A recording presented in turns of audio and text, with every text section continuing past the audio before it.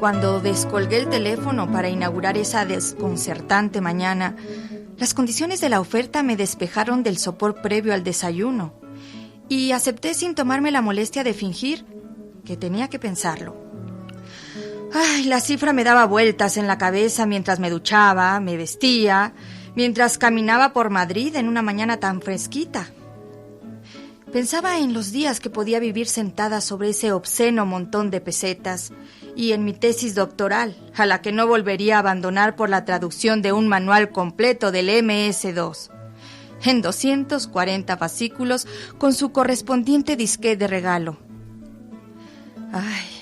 Es dura la vida del escritor editorial, sobre todo si la declaración de la renta sale positiva. Así que no dudé ni un momento. Y sin embargo, cuando llamé a su puerta, en mis nervios se enroscaba una inquietud casi vecina del miedo. Al fin y al cabo, nunca se me dio bien el trabajo en equipo.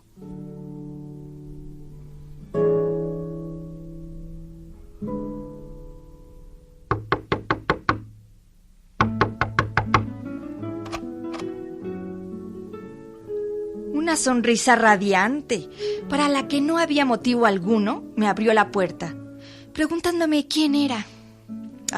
Tardé en contestar, por el asombro de verla impecablemente maquillada, peinada, vestida, abrumadoramente guapa. Intenté infundirme seguridad mediante el rastrero procedimiento de ironizar para mí misma que debía llevar gardenias de Chanel prendidas hasta en las bragas. Pero al tender hacia adelante el brazo derecho, rocé la base de uno de mis pechos, embutido en el sujetador talla 100 que me convierte en un monstruo accidente natural. Y me dije que aquello no sería nada fácil. Le ofrecí mi mano mientras le explicaba que me habían llamado de su agencia esa mañana para que la acompañara a Estados Unidos. Le expliqué que hablo el ruso perfecto y que mi inglés... Ella súbitamente recordó que yo sería su coach. Si bien no comprendí el significado del término, le dije que me llamara entrenadora. Me invitó a pasar, y ya en el recibidor tuve la sensación de que acababa de cambiar de revista. El salón que me acogió estaba tan impecablemente maquillado, peinado, vestido, que casi daba pena sentarse. ¿Por qué hablas ruso?, me preguntó a bocajarro. Y sospeché que quizás su radiante sonrisa no fuera más que el escudo de una perenne perplejidad. Le respondí que hablaba ruso porque había estudiado filología eslava, porque me interesa la literatura rusa del siglo XIX, porque me atrae el este de Europa, y porque el ruso es una lengua importante y me apetecía conocerla.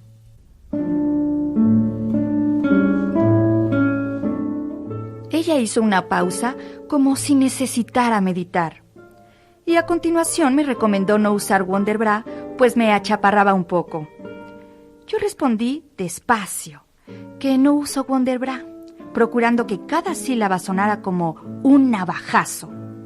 Ella se sorprendió. ¿Entonces eso es tuyo? Repetí en voz baja algunas majaderías para conservar la serenidad, porque aún disparando al azar, había acertado a la primera en el mismísimo centro de los maltrechos cimientos de mi persona. Mido casi 1,60 m, y eso está bien, pero la última vez que pesé 54 kilos, tenía 15 años. Eso no tendría mucha importancia si no fuera porque casi siempre peso un poco más de 60, lo que no es ya el peso ideal, sino apenas el normal. Y eso está francamente mal cuando no tengo un buen día, que de unos años a esta parte es más o menos todos los días. Soy lo que se llama una mujer grande. Eva era 10 centímetros más alta que yo, pero abultaba más o menos la mitad de mi cuerpo considerado a lo ancho, y cuando caminaba su figura era extremadamente elegante, como una gacela de frágiles y larguísimas patas. Comprendí muy bien que su belleza hubiera llamado la atención en Hollywood, mientras mi autoestima descendía hasta el más ínfimo de los niveles perceptibles. Le propuse comer algo en la calle.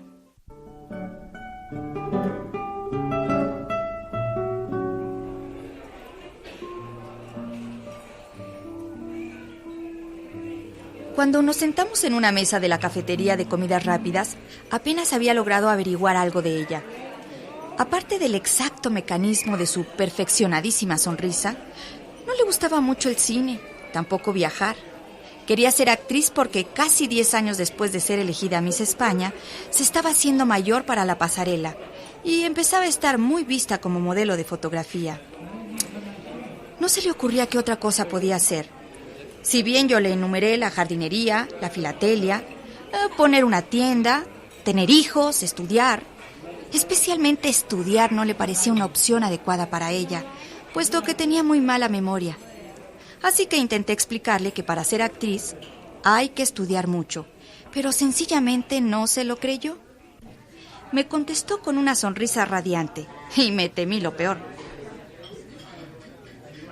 Yo había visto todas las películas de Andrei Rozhnikov y conocía también los escasos límites de su talento, como la fama de director tiránico, perfeccionista hasta la crueldad. Cuando le pregunté a Eva si sabía algo de esto, me contestó que ya había pensado ver algunas películas de Rozhnikov antes de salir hacia Los Ángeles, pero de momento le daba mucha pereza. De todas formas, él me eligió, ¿no? Fue su manera de defenderse. Me relató que su agente americano le había contado que al ver sus fotos, Rozhnikov había dicho que era exquisita.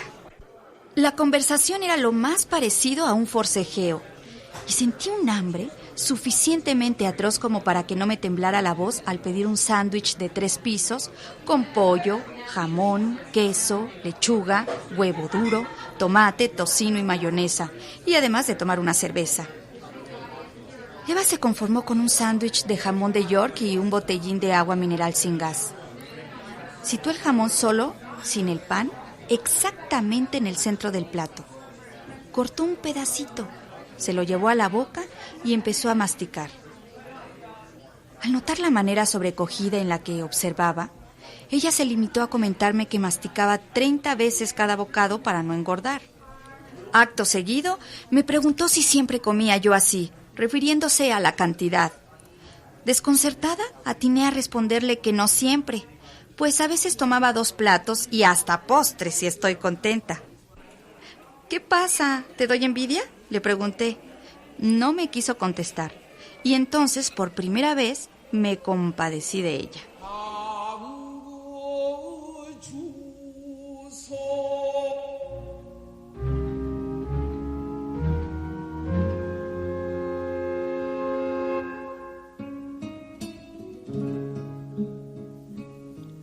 Sin embargo, cuando más predispuesta estaba a la compasión y la solidaridad, un pequeño incidente del tamaño de la Catedral de Burgos me precipitó de golpe en la más rencorosa de las arbitrariedades. Eva me pidió que la acompañara a recoger un vestido, y yo la seguí sin sospechar lo que me jugaba en aquel breve viaje. Se trataba del tipo de tienda en el que las mujeres como yo nunca entramos, pero entré y asistí a la procesión de una cofradía de oligofrénicas desnutridas que se acercaban con gesto reverencial al probador cuando ella aparecía, permanentemente deslumbrante, siempre con un modelo que parecía cortado a la medida de su cuerpo. Eva se acercó a la caja con la intención de pagar, pero antes escogió una última prenda y se dirigió a mí. «Este te sentaría muy bien», me dijo. «Es precioso, ¿no te parece?» Lo cierto es que el vestido era precioso y yo no resistí la tentación de ponérmelo por encima y mirarme en un espejo, sin fijarme en la talla, por supuesto, porque ni siquiera pensaba comprarlo, hasta que escuché su voz alta, rotunda. «Lo malo es que no tendréis talla para ella, claro». Y el coro de risa se elevó como el graznido de una corneta. Era su respuesta, su venganza, el exacto precio de su hambre. Ella utilizaba su cuerpo como escudo frente a cualquier ofensa y lo lanzaba como una jabalina envenenada. El aplomo de Eva no sobrevivía más allá de los estudios fotográficos y los talleres de los modistos. Nadie habría podido reconocer a la top model internacional, camino al estrellato definitivo, quien parecía un pajarito asustado que se me pegó a los talones al bajar del avión en Nueva York y no me dejó sola ni para ir al baño. pues temía que alguien le dirigiera la palabra y ella no supiera contestar en inglés. No era más que una mujer sola, en un país extraño, cuya lengua no entendía. Una criatura derrotada por el cansancio de un largo viaje. Sin embargo, unas horas más tarde, la única que seguía teniendo un aspecto horrible era yo. Ella resplandecía, y su expresión no mudó ni siquiera al escuchar al energúmeno aquel, que juraba sobre todo lo que es posible jurar en ruso.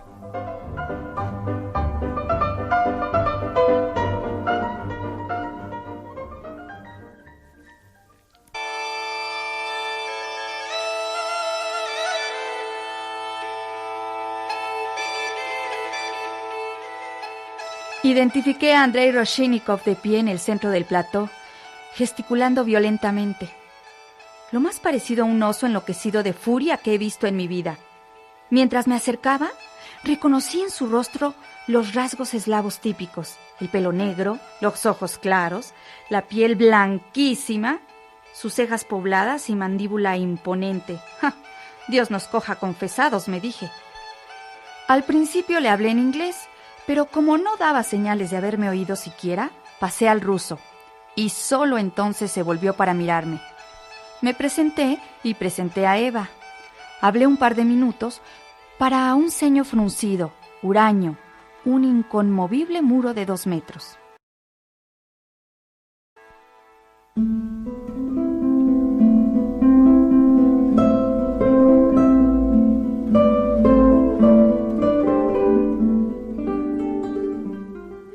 Entonces ella avanzó despacio, le tendió la mano, la dio la cabeza, imprimió a su sonrisa una variante que yo desconocía. Le saludó en castellano y suspiró. Rozhchnikov se retiró el pelo de la cara con torpeza casi juvenil. Escondió las manos en los bolsillos del pantalón, sonrió y contestó que la llegada de Eva era lo único agradable que le sucedía en muchos días. Estaba encantado de tenerla a su lado y le hacía feliz comprobar que en persona era mucho más exquisita que en fotos.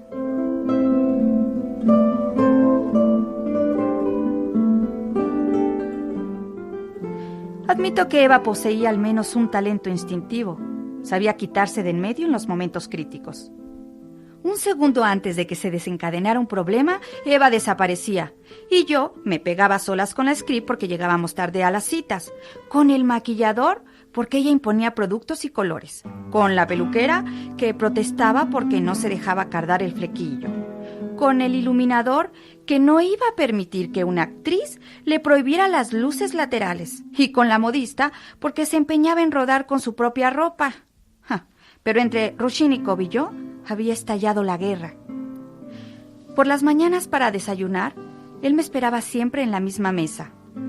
Antes del primer sorbo de café, me hacía tragar una bandeja de quejas y recomendaciones. Yo le daba la razón en silencio, porque no se puede ser actriz sin estudiar un guión, sin meterse en el personaje, sin acatar una disciplina de rodaje. Pero me negaba a reconocerlo en voz alta, para pagarle con su misma moneda, porque en el instante en que la radiante sonrisa de Eva precedía a sus tacones en el umbral del restaurante, Rozhchnikov sonreía.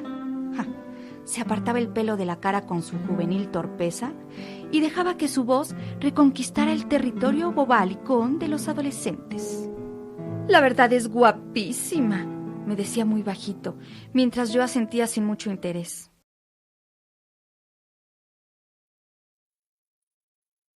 Conforme avanzaba la producción, Rozhchnikov me sugirió discretamente que para no cansar demasiado a Eva, prefería que yo la reemplazara en los ensayos y en las pruebas. Yo me sabía el papel de memoria y además estaba de acuerdo con él. Careciendo a partes iguales de método y de memoria, Eva corría el riesgo de perder la poca gracia que tenía si durante el rodaje se limitaba a repetir mecánicamente sílaba por sílaba un texto cuyo sentido no comprendía. Pero mi nueva situación llegó a hacerme insoportable la arbitrariedad de aquel monstruo que me corregía a gritos para luego limitarse a sonreír cuando ella se saltaba una frase. Olvidaba la pronunciación o se salía de plano por la izquierda en vez de por la derecha, hasta que una tarde, en pleno ensayo, estallé.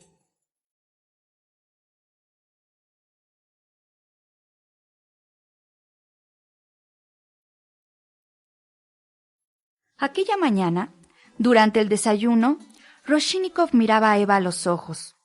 La había invitado a la fiesta que por la noche celebrarían todos los rusos del equipo. Más tarde, entre codazos y risitas, ella comentaba emocionada que sabía que Rozhnikov terminaría por caer. Eso no habría tenido importancia. Vale, que ligar es estupendo. Pero el límite de mi resistencia no sobrepasaba la prueba de traducir los infinitos problemas que él encontraba en todo lo que yo hacía o decía, para escuchar que ella estaba absolutamente de acuerdo. Por eso, en un impulso, arrojé el guión al suelo y desafié a Rozhnikov en ruso. El instinto de conservación de Eva la impulsó a huir. Rozhnikov y yo nos quedamos solos por primera vez en el gigantesco estudio vacío. Él echó a andar lentamente en mi dirección y me habló sin levantar la voz por primera vez en mucho tiempo, pidiéndome que lo perdonara. Me habló en un tono sobrio, explicándome que necesitaba que Eva supiera exactamente lo que quería que ella hiciera y cómo quería que lo hiciera. Yo le reclamé con tanta fuerza que el tono de mi voz llegó a asustarme, que por qué no le chillaba a ella. Pero él parecía perplejo al responder. ¿Pero es que tú crees que se puede hablar con Eva?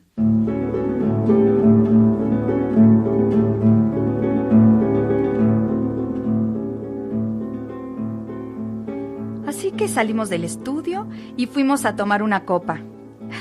En teoría para trazar el plan de trabajo, pero él se puso a hablarme de sus películas y luego me contó de su divorcio de una norteamericana. Yo le expliqué que había decidido dejar hacía unos meses a mi novio de toda la vida. Y después, resultó que yo le parecía una mujer muy atractiva. Y él a mí también me parecía muy atractivo, ¿eh? No, pero él lo decía en serio. Y ahí me atoré, con la mirada de Andrei trazando escalas minuciosamente equilibradas entre mis ojos y mi escote, brillando con una luz más intensa que la de la ebriedad que tenía mis mejillas de color. Cuando llegamos a la fiesta, los rusos brindaban en voz alta y nos unimos a ellos para brindar por Pushkin y por Cervantes. No dejó de asombrarme que se me hubiera olvidado que Eva existía. Andrei me abrazó cuando empezó a sonar una canción muy lenta. Apenas nos movíamos. Fue entonces que Eva, tan impecablemente maquillada, peinada, vestida, tan ridícula esta vez, se me acercó para pedirme que la acompañara al hotel porque estaba muy cansada y aburrida. Y ese fue el instante que él eligió para besarme en los labios. Y mis labios besaron los suyos, y Eva estalló en sollozos. Vámonos, por favor, vámonos, vámonos.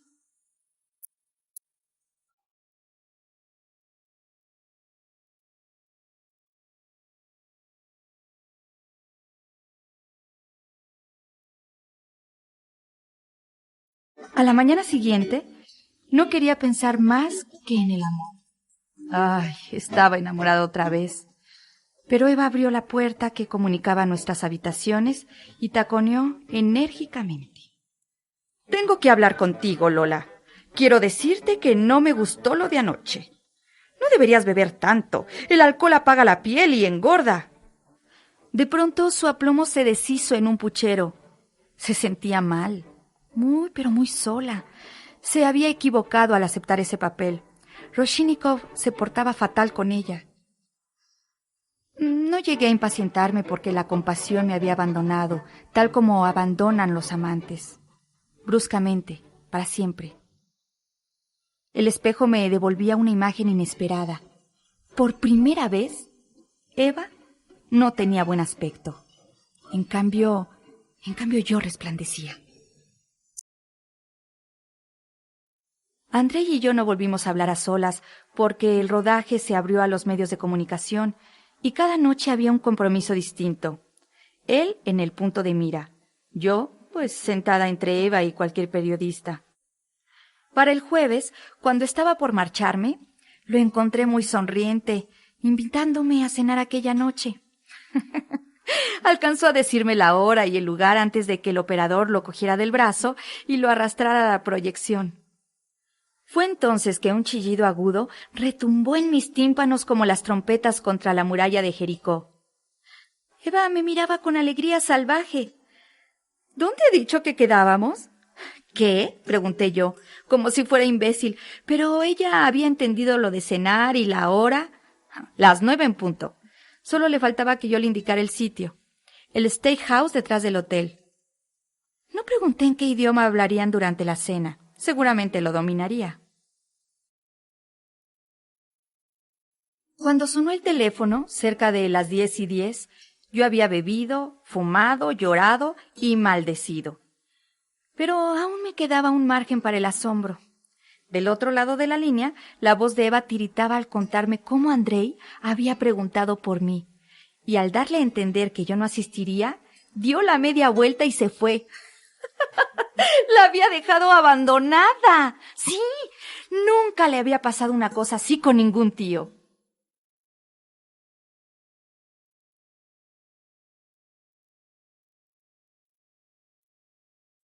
Al colgar estaba tan nerviosa que me metí en la cama para estar quieta. Llegué a dormirme un par de veces, pero sin abandonarme del todo.